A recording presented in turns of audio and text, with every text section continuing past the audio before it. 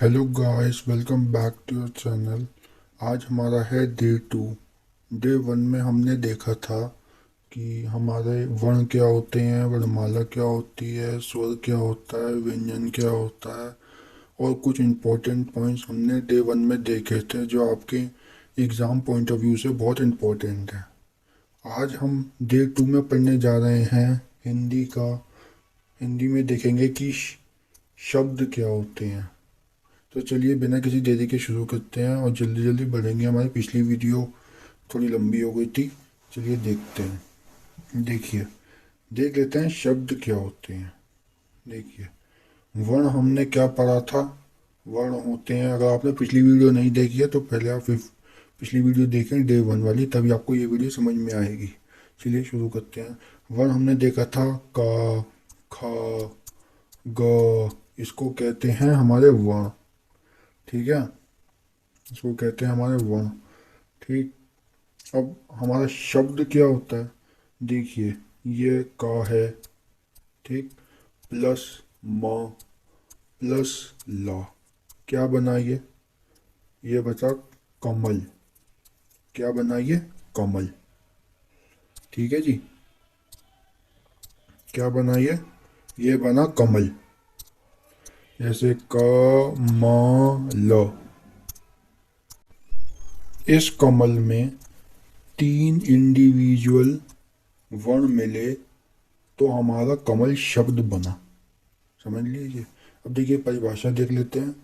एक या एक से अधिक वर्णों, क्या है ना, ये वर्णों के मेल, ये जुड़ गए हैं, मेल से बनी हुई स्वतंत्र सार्थक इकाई शब्द कहलाती है। सार्थक मतलब होता है मीनिंगफुल।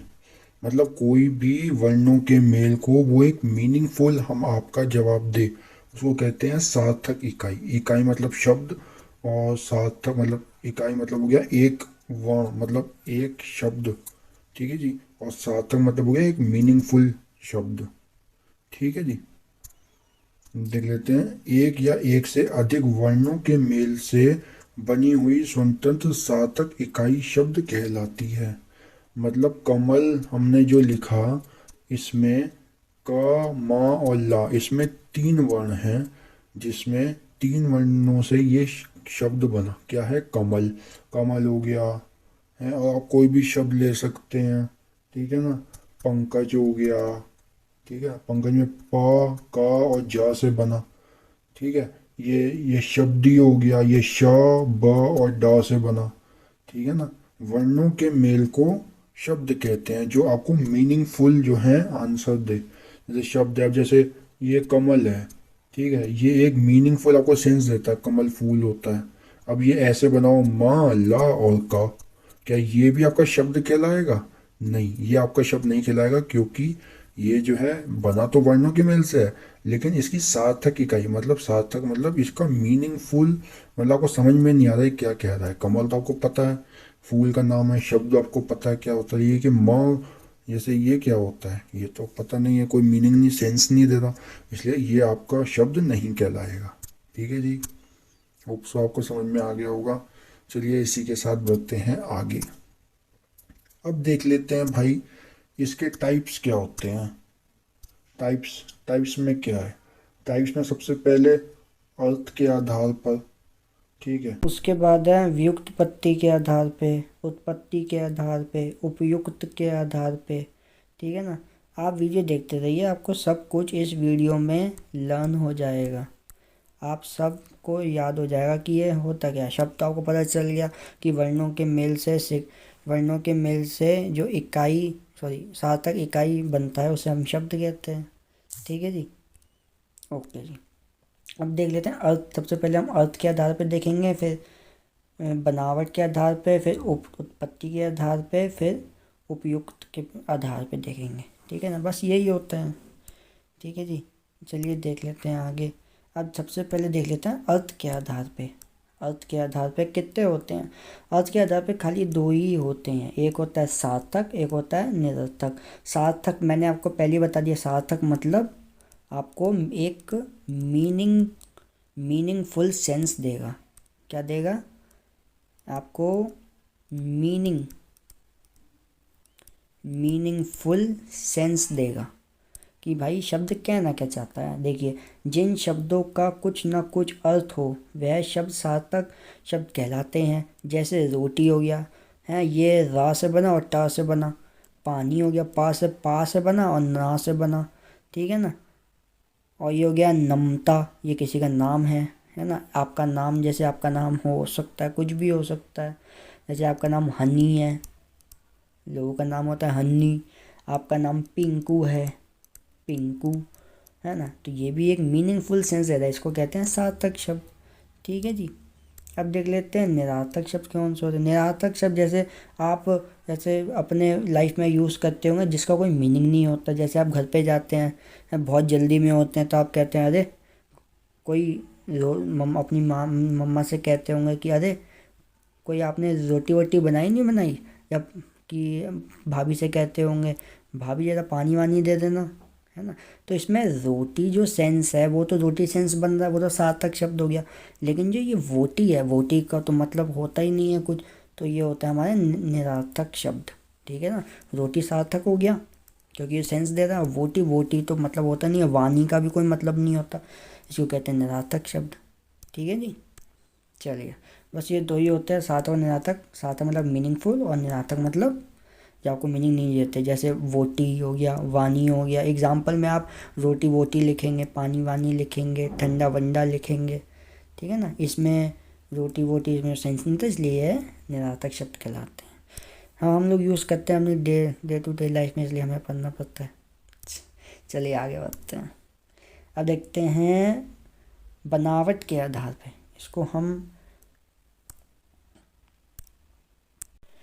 इसको हम व्ययुक्त पत्ती भी कहते हैं भाई, ठीक है जी। व्ययुक्त पत्ती भी कहते हैं। इसके आधार पे भाई कितने हमारे बनावट हैं, मतलब कितने हैं, इसके आधार पे 3 हैं। कितने हो गए? 3 हो गए, ठीक है। 3 कैसे हो गए भाई, देख लेते हैं भाई, आ जाओ। एक होता है रूढ़, एक होता है यौगिक, एक होता है योगरूक। ये होते हैं 3 बनावट के आधार पे, ठीक है जी। अब देख लेते हैं ये रूढ़ क्या होता है, यौगिक क्या होता है और योगरूप क्या होता है, क्या डिफरेंस है। डेफिनेशन से पढ़ते हैं। जो शब्द किन्हीं अन्य शब्दों के योग से ना बने हों और किसी विशेष अर्थ का प्रकट करते हों तथा जिनके टुकड़ों का कोई अर्थ नहीं होता, वह रूढ़ कहलाते हैं। आपको डेफिनेशन से ही पता चल गया होगा। जिस शब्द के टुकड़े करे जाएं तो उसका मीनिंग ना निकले, उसको कहते हैं क्या? रूढ़ शब्द। एग्जाम्पल दीजिए सर। ठीक है जी, एग्जाम्पल भी लीजिए तभी समझ में आएगा आपको। देखिए, जैसे कल, ठीक है, कल है, और हमारा एग्जाम्पल इसमें कुछ भी नहीं दे रखा। हाँ जी, जैसे ये कल नहीं है, जैसे ये कल पर है, कल और पर। जैसे कल है, कोई ये शब्द हो गया का और ला से बना, इसको हम तोड़ेंगे, का प्लस ला। इसका कोई मीनिंग निकला? का कोई मतलब नहीं निकल रहा। ला, ये तो हमें पता चल रहा है वर्ण है, लेकिन इसका कोई मतलब निकल रहा है? नहीं निकल रहा। का से का कोई मतलब है? नहीं है। ला का कोई मतलब है? नहीं है। पर हो गया, पा का कोई मतलब है? पा प्लस रा, कोई मतलब है पा का? नहीं है। रा का कोई मतलब है? नहीं है। ऐसे शब्दों को हम रूढ़ शब्द कहते हैं, ठीक है। आपसे पूछा जाएगा निम्नलिखित में से रूढ़ शब्द बताइए, निम्नलिखित में से रूढ़ शब्द बताइए, ठीक है, बता देंगे भाई। अगर आपका कल है तो आपने उसी वक्त जो है उसको तोड़ा, का प्लस ला। अब जैसे कमल है, ठीक है ना, जैसे का प्लस माँ प्लस ला, इसका कोई मतलब निकला? इसका कोई मतलब निकला? इसका कोई मतलब नहीं निकला, इसलिए सब ने ये एक रूढ़ शब्द है। ओके जी, कोई भी रूढ़ शब्द हो सकता है, ठीक है। अब से देख लेते हैं यौगिक क्या होता है। जो शब्द कोई सार्थक शब्दों के मेल से बने हों वह यौगिक कहलाते हैं, ठीक है। सार्थक मतलब मीनिंगफुल शब्द, ठीक है। जैसे देवालय, देव प्लस आल्य, ठीक है जी। यौगिक शब्द वो होते हैं जिनके टुकड़े करने पर, हमने लिखा नहीं है इसमें, जिनके टुकड़े करने पर एक मीनिंगफुल सेंस निकले दोनों शब्दों का। जैसे कमल है, क प्लस माँ प्लस ला, कोई शब्द कोई मीनिंग निकला, ना इसका निकला ना इसका निकला ना इसका निकला। यौगिक वो होते हैं जिनको तोड़ने पर इसका भी मतलब निकले, इसका भी मतलब निकले और इसका भी मतलब निकले। सर एग्जाम्पल दीजिए, समझ में नहीं आया, एग्जाम्पल तो देखिए। जैसे है ये देवालय, देवालय है, अब हमने देव प्लस आलय को तोड़ दिया भाई, ठीक है ना। मीनिंगफुल सेंस ना, देव का भी एक अपना मीनिंग है, आलय का भी अपना मीनिंग है। देव नाम है और आलय भी एक जगह का नाम है, मीनिंगफुल शब्द निकले। यानी ये पूरा शब्द है देवालय, देवालय को तोड़कर बना देव प्लस आलय, इन दोनों का मतलब निकल गया। इसको कहते हैं, ऐसे शब्दों को कहते हैं यौगिक शब्द, ठीक है। और एग्जाम्पल देख लेते हैं, जैसे राजपुरुष हो गया, राज प्लस पुरुष, राजपुरुष हो गया, ठीक है ना। राज का भी मतलब निकला, राज मतलब नाम है और पुरुष मतलब एक लड़का, मतलब निकल गया नहीं निकल गया।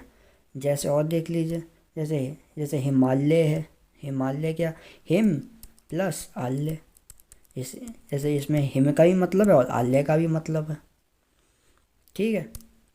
ऐसे शब्दों को हम जो है यौगिक शब्द कहते हैं। अब योग रूढ़ किसे कहते हैं भाई, योग रूढ़, ठीक है। योग रूढ़ कैसे कहते हैं, देखिए, वह शब्द जो योगरूप तो हैं, जो यौगिक तो हैं, किंतु सामान्य अर्थ को ना प्रकट कर किसी विशेष अर्थ को प्रकट करते हैं, योगरूप कहलाते हैं। समझ में नहीं आ रहा, देखिए ऐसे शब्द, जैसे कोई भी शब्द जो ऐसा हो, जैसे पंकज है, पंकज एक शब्द है, ठीक है ना। अब जैसे इसमें जो पंक प्लस च, इसमें देखिए पंकज लिखा है, इसमें देखिए जो पंकज जो है एक मीनिंग, पंकज जो है हमारे किसी का नाम है, और इसमें क्या लिखा है, कीचड़ में उत्पन्न होने वाला पंकज। जैसे फूल हम कमल के लिए इस्तेमाल करते हैं, कमल, कमल पंकज, है ना। अब पंकज जो है हमारे दिमाग में क्या लाता है सबसे पहले, कि नाम होगा किसी का, है ना। पर इसका मतलब पंकज का है क्या, कीचड़ में उत्पन्न होने वाला, उसको कहते हैं पंकज। सामान्य अर्थ मतलब जो हमें लगता है वो नहीं है, ये अलग ही सेंस दे रहा है आपको, उसको कहते हैं योगरूप। एक और एग्जांपल देख लीजिए, एक और एग्जांपल, जैसे ये है दश आन्य, यानी कि दश आन्य, दस आन्य आनन्य क्या होता है, यानी कि 10 मुंह वाला, दशानन, दशानन किसे कहते हैं, जिसके 10 सिर हों। अब जिसके 10 सिर हों, सबसे पहले आपके दिमाग में क्या आएगा, रावण, है ना। तो ये है रावण नहीं, दशानन मतलब होता है जिसके 10 सिर हों, ये मतलब होता है। अब 10 सिर तो किसी के भी हो सकते हैं, लेकिन हमारे दिमाग में क्या आया नाम, सबसे पहले आया रावण के हैं 10 सिर।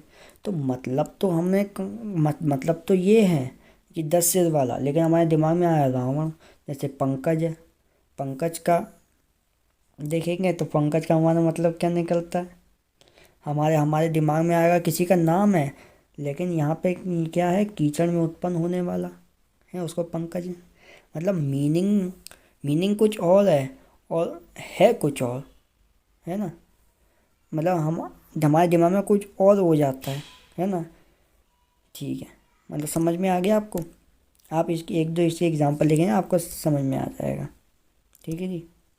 देखिए ऋण शब्द कौन से होते हैं, ऋण शब्द वो होते हैं जिनको मतलब अलग करने पे कोई मीनिंग ना निकले। यौगिक वो होते हैं जिनको अलग करने पे एक मीनिंग निकले। और योगरूप कौन से होते हैं, योगरूप वो होते हैं जो मतलब कुछ और है और कुछ और ही मतलब दे, है ना। जैसे रावण, जैसे दशानन, दशानन मतलब होता है कि जैसे किसी 10 सिर वाले आदमी, अब 10 सिर वाले हमारे आदमी तो कोई भी हो सकते हैं, लेकिन मतलब हमारे दिमाग में क्या है, सबसे पहले रावण, है ना। हमने अपने साइकोलॉजी माइंड में ये बैठा दिया है कि भाई 10 सिर वाला रावण ही हो सकता है।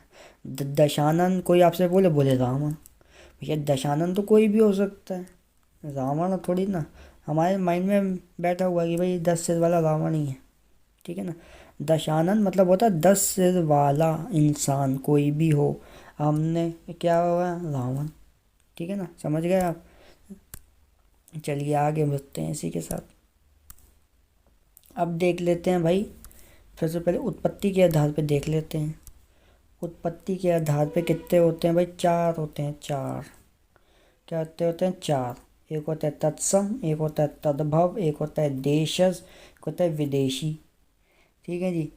तत्सम शब्द वो होते हैं जो शब्द संस्कृत भाषा से आए हैं हमारी हिंदी भाषा में, वो शब्द होते हैं, ध्यान से सुनिएगा। तत्सम शब्द वो शब्द होते हैं जो हमारे उससे आए हैं। किससे आए हैं भाई, जो हमारे संस्कृत भाषा से आए हैं और हिंदी में हम लोग प्रयोग करते हैं, उसको हम तत्सम शब्द कहते हैं। जैसे अग्नि, ये हमारा हिंदी का शब्द नहीं है, ये संस्कृत से आया। जैसे क्षेत्र, जैसे वायु, जैसे रात्रि, जैसे सूर्य, वैसे ऐसे बहुत सारे शब्द हैं, है ना, जैसे हम तत्सम शब्द। अब तद्भव किसे कहते हैं, तद्भव शब्द वो कहलाते हैं जो हैं तो संस्कृत से आए हैं लेकिन हमने हिंदी में कुछ परिवर्तन कर दिया है ना, उनको हम क्या कहते हैं, उनको हम तद्भव शब्द कहते हैं। तत्सम वो शब्द हैं जो संस्कृत से आए हैं, हिंदी में हम वो लोग हैज इट इज़ यूज़ करते हैं उन शब्दों का। ठीक है। और तद्भव शब्द वो आए हैं जो हैं आए तो संस्कृत से हैं लेकिन हमने अपने भाषा के अकॉर्डिंग उनको चेंज कर लिया है। ठीक है ना, जैसे रात्रि है, अब रात को हम रात्रि थोड़ा कहते हैं, इसको हम रात कहते हैं, है ना। जैसे क्षेत्र है, ये संस्कृत का शब्द है, ये हमने पढ़ा ना क्षेत्र, इसको हम क्षेत्र सुना, इसको हम खेत कहते हैं। अग्नि है, इसको हम अग्नि थोड़ा ना कहते हैं, इसको हम आग कहते हैं, है ना। ऐसे शब्द जो संस्कृत से आए और हम लोग ऐसे ही हेरिटेज यूज़ करते हैं, उसको हम तत्सम कहते हैं। और अपने संस्कृत से आए हुए शब्द जो हमने चेंज कर लिए उनको हम तद्भव कहते हैं। समझ गए थी। अब देख लेते हैं विदेशी शब्द, देख लेते हैं। विदेशी नाम से पता चल रहा है ऐसे शब्द जो बाहर विदेश से आए हैं और हम लोग हेरिटेज उसको यूज़ करते हैं। बहुत सारे शब्द हैं, जैसे डॉक्टर, जैसे स्कूल। अब स्कूल को हम, स्कूल एक अंग्रेजी शब्द है, स्कूल को हिंदी में लिखेंगे तो कुछ और ही आएगा, है। जैसे डॉक्टर है, डॉक्टर को हिंदी में कुछ और ही कहते हैं। आम है, आम भी है, अनार है ना। और टेलीफोन है, टेलीफोन एक इंग्लिश शब्द है ना, इसको हम विदेशी कहते हैं क्योंकि विदेशी नाम से ही पता चल रहा है।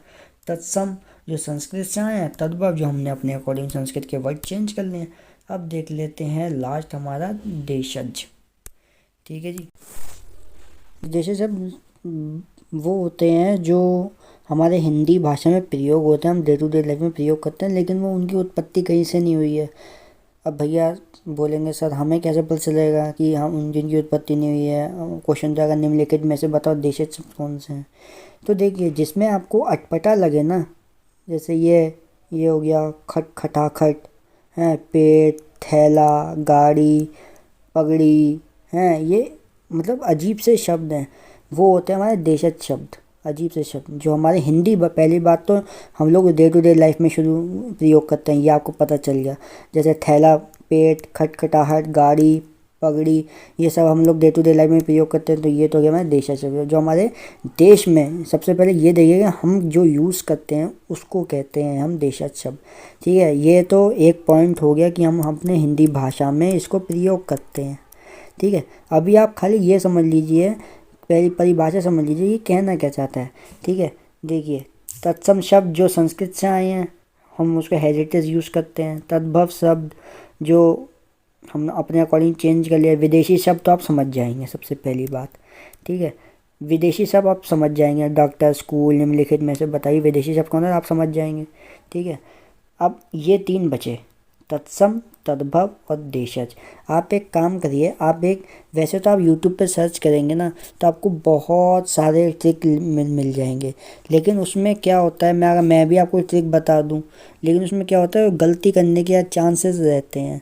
तो आप एक काम करिए, आप उनकी ट्रिक आजमाएंगे भी ना तब भी आप गलती कर जाएंगे कहीं ना कहीं। देखिए इसकी सही जगह क्या है, आप एक हिंदी की कोई भी किताब लीजिए, या फिर हिंदी की किताब नहीं है तो आप ऐसी गूगल पे आप सर्च करिए कि जो है तत्सम, तद्भव, देशज, विदेशी तो खैर आपको पता ही होंगे हैं। आप सर्च करिए, आप पढ़िए कि कौन से तत्सम हैं, है ना। कौन से तत्सम हैं, कौन से तद्भव हैं, कौन से देशज हैं। आप एक बार उनको गो थ्रू करिए, आपको याद नहीं करना है। मैं आपको याद करने के वैसे तो 150 हज़ार बहुत सारे शब्द आप याद तो ना करने बैठेंगे, आपको याद नहीं करना है। आप खाली एक बार गो थ्रू कर लीजिए कि हाँ आपके माइंड में एक बार क्लियरिटी हो जाए कि इसको तत्सम कहते हैं, इसको तद्भव कहते हैं, इसको देशज कहते हैं। आपको डिफरेंस तो पता चल ही गया है। ये संस्कृत शब्द होते हैं, संस्कृत शब्द आपको पता ही है जो बड़ा ही अजीब सा ही मतलब बिल्कुल ही अलग, जैसे सूर्य, सूर्य हो गया, अग्नि, हम लोग अग्नि को अग्नि आग, हम लोग तो आग कहते हैं ना, हैं वो आग तो तद्भव हो गया क्योंकि हमने है तो संस्कृत शब्द हमने अपने अकॉर्डिंग चेंज, उसको तद्भव कहते हैं, देशज कहते हैं। ठीक है जी, आप उसको गो थ्रू करिए। अगर आप चाहेंगे तो हम भी एक ट्रिक वीडियो बना देंगे आपके लिए। देखिए अब आगे बढ़ते हैं फटाफट और देखते हैं। देखिए इसमें एक पांचवा मैं और जोड़ देता हूँ, वैसे तो 4 ही होते हैं। अगर आपके ऑप्शंस में आए कि उत्पत्ति के आधार पे कितने हैं तो आप ऑप्शन में 4 ही टिक करिएगा, 5 मत करिएगा। ये 5 एडिशनल है। ये भी कभी कभार पूछ लेते हैं कि निम्नलिखित में से शंकर बताइए। शंकर, हमारा शंकर शब्द कौन सा शब्द? शंकर। शंकर, शंकर शब्द कौन से होते हैं? जो हमारे हिंदी प्लस इंग्लिश से बने होते हैं। हिंदी प्लस इंग्लिश मतलब आधी इंग्लिश होती है और आधी हिंदी होती है। क्या मतलब हुआ भाई? देखिए जैसे रेल प्लस रात्रि, रेल रात्रि। रेल जो है वो हमारा अंग्रेजी शब्द है और रात्रि जो है हमारा हिंदी शब्द है। ऐसे शब्दों को हम शंकर शब्द कहते हैं। जैसे और एग्जांपल देखिए, जैसे हमारा हो गया रेडियो, रेडियो धड़क, रेडियो धड़क है ना। रेडियो हमारा जो है इंग्लिश शब्द है और धड़क हमारा हिंदी शब्द है ना। ऐसे शब्दों को हम शंकर शब्द कहते हैं। ठीक है जी, चलिए फिर इसी के साथ आगे बढ़ते हैं और देखते हैं। आप टेंशन मत लीजिए, आपको सब कुछ याद होगा। अभी मैं आपको बताऊंगा। जैसे तत्सम, ये जो 3 शब्द हैं आप एक बार गो थ्रू कर लीजिए बुक से। अगर आपको नहीं समझ में आएगा, अगर आपको ट्रिक चाहिए तो आप नेक्स्ट वीडियो में इसकी पक्की ट्रिक बता देंगे, पक्की ट्रिक जो आपको बिल्कुल याद हो। अभी अब बस आप इतना समझ लीजिए कि इन सबको कहते क्या क्या हैं। ठीक है जी, आपको जैसे इसमें 5 हो गए ना, शंकर मैंने आपको बता दिया। ठीक है जी, अब आगे बढ़ते हैं इसी के साथ। ठीक है, अब देखते हैं प्रयोग के आधार पे। प्रयोग के आधार पे खाली आपको 2 पढ़ने हैं, खाली एक विकारी और अविकारी। विकारी शब्द कौन से होते हैं? जिन शब्दों का रूप परिवर्तन होता रहता है वह विकारी शब्द कहलाते हैं। जैसे परिवर्तन होता रहता है, ऐसे शब्द जो हम जो है चेंज कर सकते हैं। चेंज का मतलब लिंग, वचन के दौरान हम जो है उनका सेंस चेंज कर देते हैं। समझ में नहीं आया सर। जैसे लड़का है वो लड़का पढ़ रहा है तो ये लड़का हो गया। वो लड़के पढ़ रहे हैं तो ये लड़के हो गया। वो लड़कियाँ पढ़ रही हैं तो लड़कियाँ हो गया। वो लड़कियाँ पढ़ रही हैं। हम जो है लिंग के औसार मतलब वचन के औसार हैं, या फिर लिंग मतलब हो गया आपका पुरुष, लिंग मतलब हो गया आपका पुरुष। स्त्री वचन मतलब हो गया एक वचन, बहुवचन एक में एक आदमी आता है, बहुवचन में बहुत सारे आदमी आते हैं।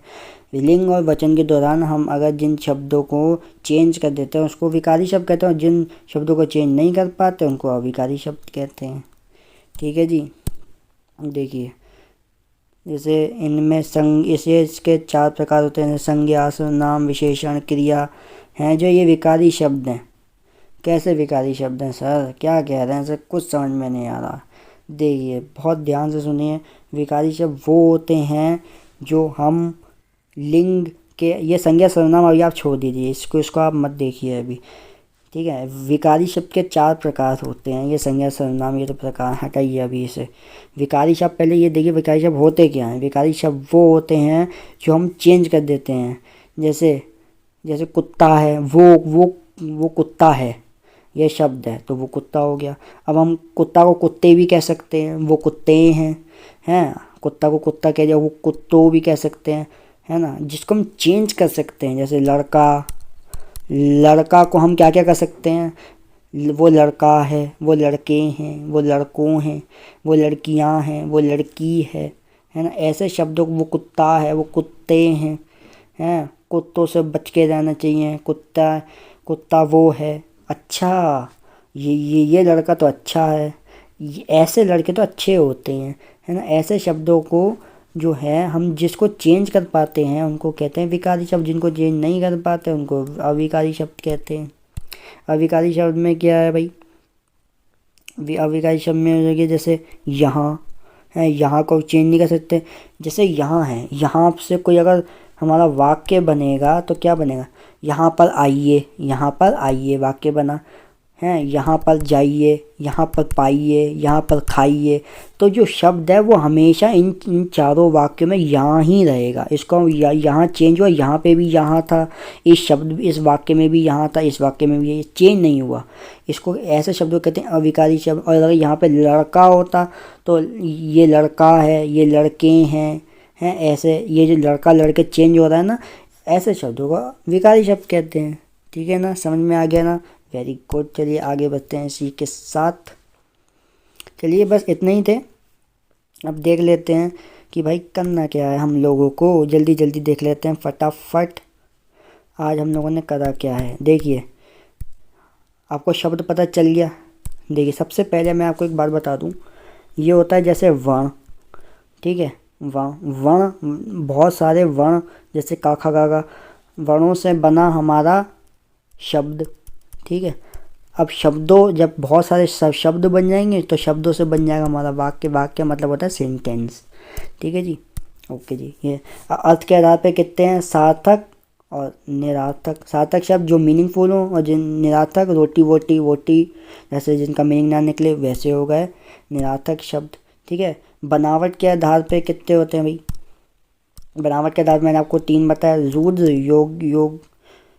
यौगिक और योगरूप। ऋण शब्द होते हैं, कौन से होते हैं जल्दी से बताइए, जल्दी बताइए। योगरूप शब्द जो जिनके टुकड़े करने पर कमल मीनिंग ना निकले।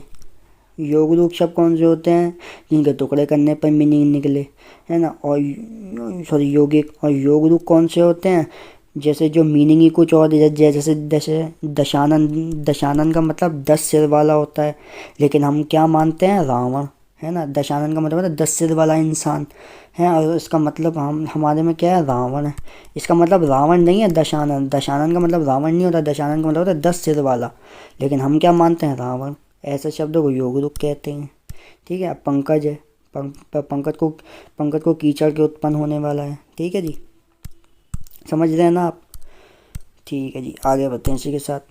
अब देखते हैं प्रयोग के आधार पर। प्रयोग के आधार पर मैंने आपको बता दिया विकारी और विकारी जो चेंज हो सकते हैं, विकारी जो चेंज नहीं हो सकते अविकारी।